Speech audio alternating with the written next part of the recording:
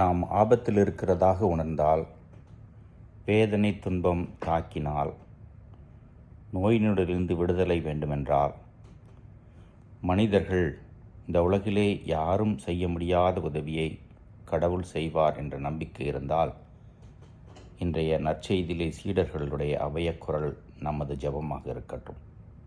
ஆண்டவரே, எங்களை காப்பாற்றும், என்னை காப்பாற்றும், நாங்கள் சாகப் போகிறோம், நான் சாகப் போகிறேன்.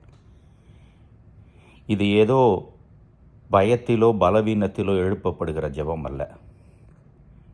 கடவுள் மீது நம்பிக்கையும் எதிர்நோக்கியும் வளர்க்கின்ற ஜெபம். இந்த நம்பிக்கை முழுமையாக இருக்கின்ற பொழுது கடவுள் நம்மிலே செயலாற்றுவதை உணர முடியும். நேற்றைய முதல் வாசகத்திற்கும் இன்றைய முதல் வாசகத்திற்கும் தொடர்பு உண்டு.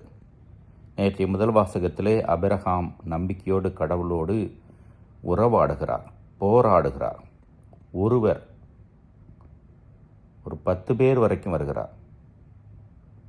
நல்லவர்கள் இருந்தால் அந்த நகரை அழிக்காதீர்கள் என்று கெஞ்சுகிறார்.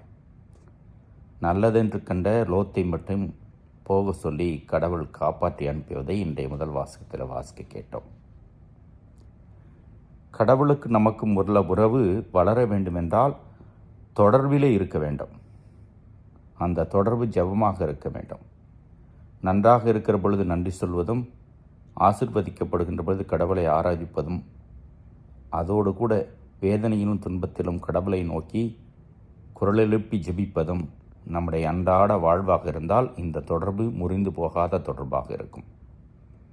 நம்மை நாம் காப்பாற்றிக் கொள்வோம், மீட்டுக்கொள்வோம். இறைவன் என்றும் நமக்காக காத்திருக்கிறார். இயேசு நமக்கானவர். இறைவன் என்றென்றும் வாழ்த்து பெறுவாராக.